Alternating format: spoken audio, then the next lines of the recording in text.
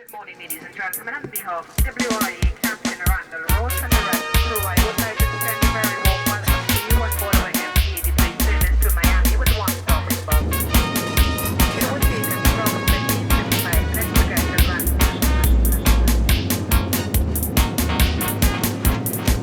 For note of emergency, exits are all clearly marked in red as we point them out to you. There are also those suppressing the aircraft, or window exits over the wing and doors to the back. There is a life jacket underneath, and in the seat box inspector you will find a safety leaflet. You should read this before takeoff. In the event of a lost electrical power, there is a lighting system installed in the aisle, which will direct you to exit any 5 by red light. This is Imani Kindred. I'm here at the 2019 Kindred Family Reunion, and I have Lucille Kindred. Lucille Kindred Adams from New York. Josephine Kindred Sanders, Birmingham. Chicago. all right. And can you all tell me what history you might be able to share with the Kindred family? Hi.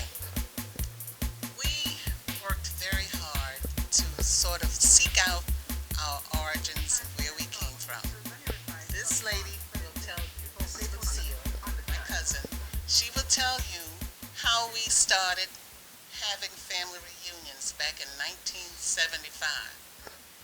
We traced our history back to the 1800s when Elijah Kindred and Matilda Kindred had 13 children, and that's how we all tied in together with those 13 children.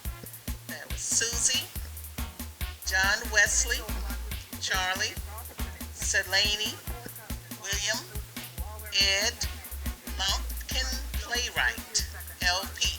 That was my great-great-great-grandfather. Eliza, E.K., Martha, Walter, Novella, and Mabel. Now, Lucille, my cousin from Birmingham, will tell you how we had our first reunion. I'm Lucille from Chicago. In 1974, the late Earl Owens came to Chicago to visit his son who was stationed in Great Lakes at the naval base. He and his son and great-granddaughter came down to visit me at my house. And at that time, we had a discussion. And I said, Earl, I say, every time we meet is during a funeral. Why can't we gather for a family reunion? So in 1975, I submitted the first letter organizing the family reunion. I sent out letters to all of the states that we family members was residing in. State of Alabama, Florida, Ohio, Michigan, New York, Ohio, California, Georgia, and I designated captains in those states who I wanted to, that I thought would be responsible and submitted the letters. So the first reunion was 1975 in Birmingham, Alabama. And we had over 300 family members at that time, and most of them was the elder family members who were still alive at that time. And in 1976, it was held in Fort Lauderdale, Florida. And my cousin, Marguerite, who was the mother of Lucille Gaynor from New York, she submitted the first history. And then my sister-in-law, the late Ingrid Kindred, went to did the census down in Montgomery with her husband, Fred Kindred. They went and got the latest information, which is now the history of the descendants of Elijah and Matilda Kindred. From that date in 1975, we designated that family reunion be held yearly. And from that moment, 1975 until 2019, this is our 45th family reunion. We have never missed, and once we designated, at that time, we decided at one point when my late aunt, Isabel Haley, we decided at one point that we would do it every 2 years, and she adamantly said, no, keep it as it is. So with that saying, being the matriarch and the last maternal aunt that visited, we was on a cruise in Freeport, Bahamas, when she said that. And with Aunt Belle saying that, so we've just been having it every year. And we have visited the states of Florida, Michigan, Massachusetts, California, New Mexico, Texas, Nevada, Hawaii. Did I say Illinois? Georgia, Carolina, North Carolina, Tennessee, South Carolina. We've been on 3 cruises, twice to the Bahamas and Freeport. So we are happy today to be in Montgomery, Alabama, the home state of our founders. And at this moment, the oldest patriarch who is not here today, but she's a historian of the family, is Marguerite Robertson, the mother of Lucille Gaynor. So with that being said, I don't have anything else to add. I just want to say that it is a pleasure to be here with you all. We needed this. We really needed this because sometimes some will come at this reunion and they won't make the next one. But let's all keep it alive. I'd just like to thank God first for being here. I'd second like to thank Perone Kindred. He was a medium to realize a dream that I had had most of my life, to meet more of my father's family. I knew the family that migrated to Pittsburgh, and I always heard about the family that had migrated to other places in the country. Now, before I start on my section, but I can't say my section really because I'm very bad with names. I'm an old lady. Elijah Kindred.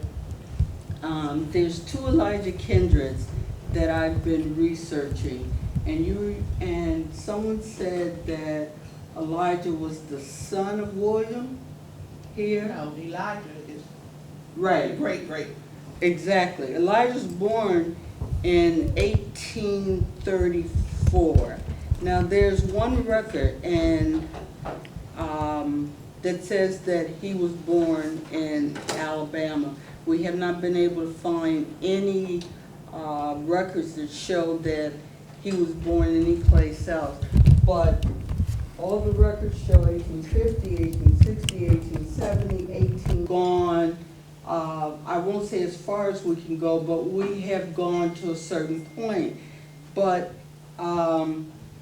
Daniel Kendrick, which is, let's just say the new people come from that line, Daniel Kendrick also married in Pike, Alabama in 1865 to Lucy Kendrick. There's a year between those two boys. They both married in the same town. And in that period of this country, 1850s, 1860s, 1870s, we didn't travel, okay? So there's connection there. We need to find out if Elijah and Daniel are actually brothers. I believe they are brothers. So one line of the family has found the other line of the family, and they didn't have internet, so they couldn't keep up with each other on Facebook. All right. Now, as I said, I first want to read, it's the right kind of family inheritance. And this comes from Proverbs 13:22. It says, a good man leaves an inheritance to his children's children, and the wealth of the sinner is stored up for the righteous. You have to take both parts of this verse really to understand it. Most people believe that this just talks about money, and I will get there with you if you just hold on a minute. First, you have to understand, what is a good man? A good man is a virtuous man. It's a man that takes care of his family, who works, not plays video games all day or waits for some woman to bring the money home so he can eat. A real man, okay? The kindred men that I have known have been real men. They have been men of standards, okay? They work, they married. I want to say that again. They married their women. They didn't have baby mamas. You young people, I want you to internalize that. You have an inheritance. You are a kindred. I don't care what your last name is now. You have kindred blood. You have good blood, a good man's blood in you. So you need to know who you are. And I want you to remember this. And I think this is something, I may say it again, all right? Your condition is not your position. Your condition is the ground you're standing on now, the circumstances that you have right now. But your position, first it starts with your Father God up in heaven, okay? And then it's the bloodline that you come from. And you come from people who worked, who went to church, who lived good lives. And this verse, this is what this is talking about. You have gained an inheritance. Maybe you didn't gain an inheritance like the Kennedys, like the Rothschilds, but you have a good name. Your blood, okay, is good blood. You can accomplish anything. Anything. I am the child of Willie Kendrick. When I was born, my dad was a bricklayer. My mom was a housewife. Now my parents, my mom couldn't, all the women did when my mother was a young woman was clean white people's houses. They didn't have good jobs, okay? However, my mom went to school And my mom told me something from a child. I cannot remember her not saying this to me. And you're going to college. So I thought college was something everybody did. So I always said that. In addition to that, and I said this today to some of the family members, my mother, if I got a B in school, I got a whooping.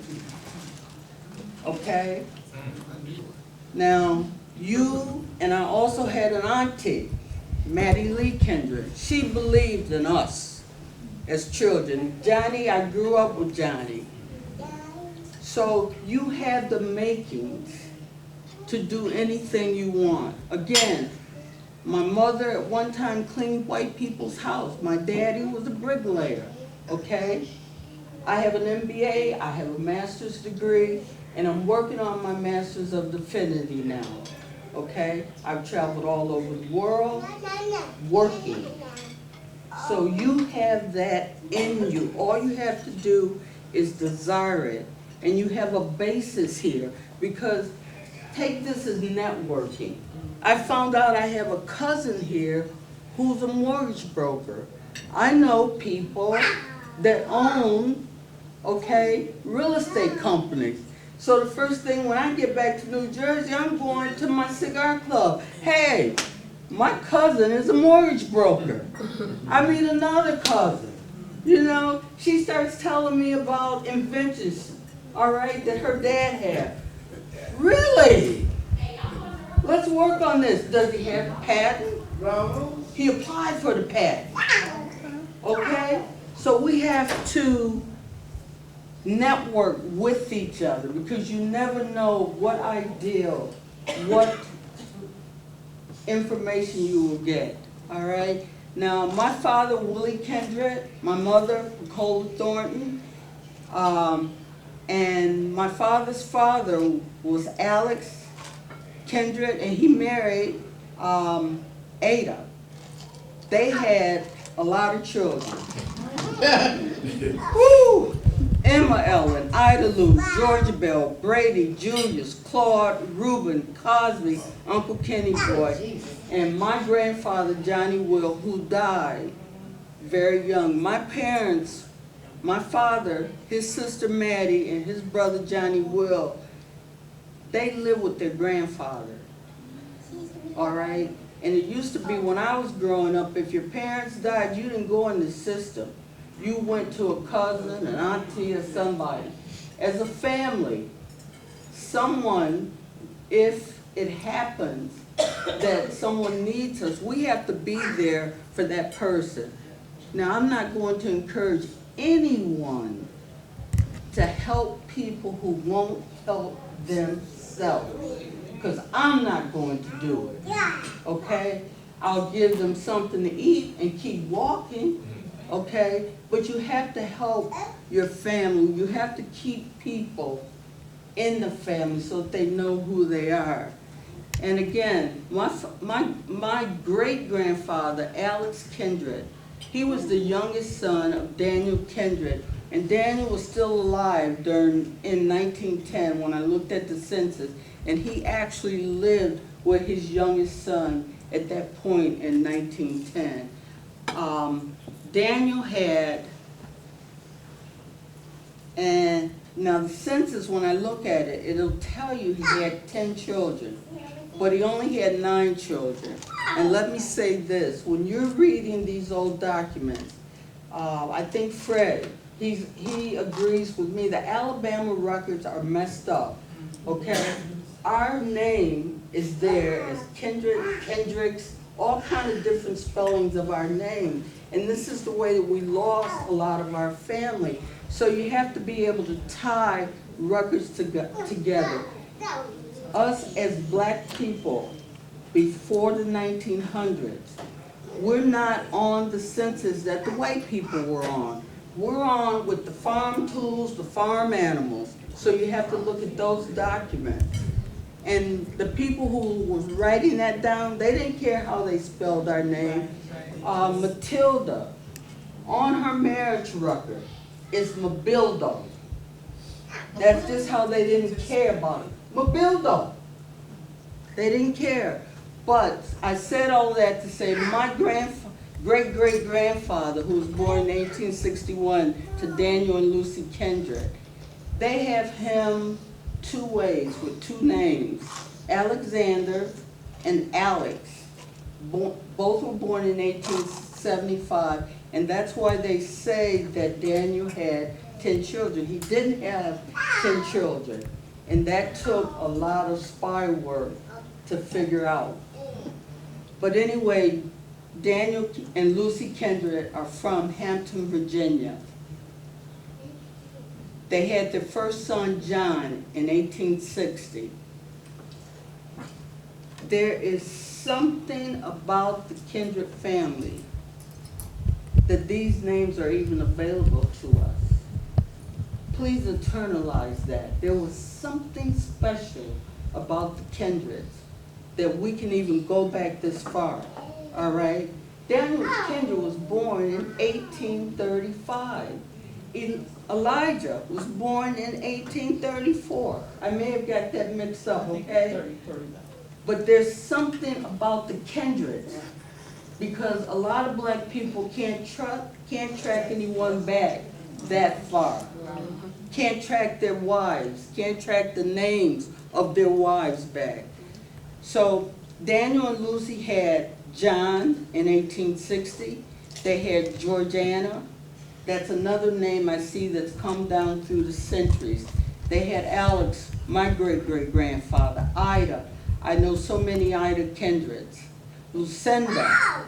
James in 1872. They had Daniel in 1869.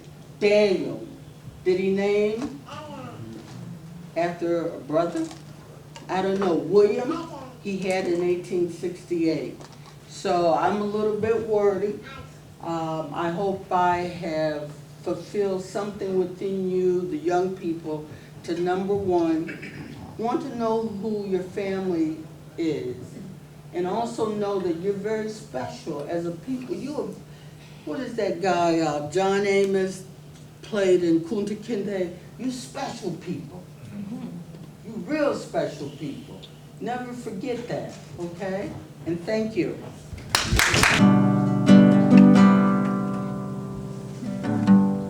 Breathe in and out. Breathe in, exhale again. Don't let these feelings take you down. Someday, one day, I hope that you will smile again and realize you are loved and wanted. Love you, have to see that you are valuable. And there's no one just like you. There is purpose for your being. You are here because you are wanted, yes.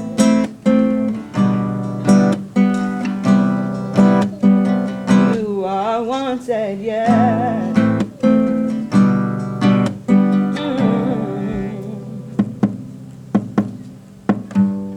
Sometimes this world can be so cold, and our weary days deter our souls. But don't lose faith and remind your soul to turn to and trust in the God of hope. Love you, have to see that you are valuable, and there's no one just like you. There is purpose for all your being. You are here because you are wanted, yes.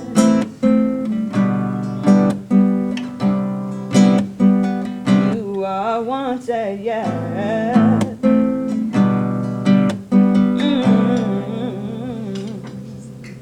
These dark roads can be blinding, sometimes unwinding, but you're not alone if you find yourself crying and thinking of giving up. Hold on and know you can't do it on your own. So just hold on to any hope of overcoming, trust in the sovereign and move forward. Your eternity's worth fighting for, you were worth dying for.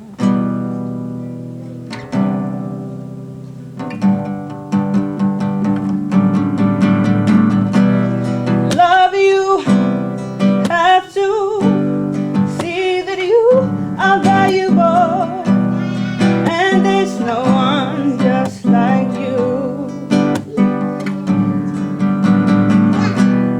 There is purpose for your being. You are here because you are wanted, yeah.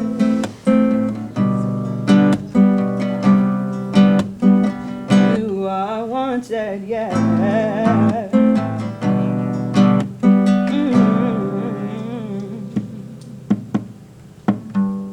Breathe in and out, breathe in, exhale again. Don't let these feelings take you down.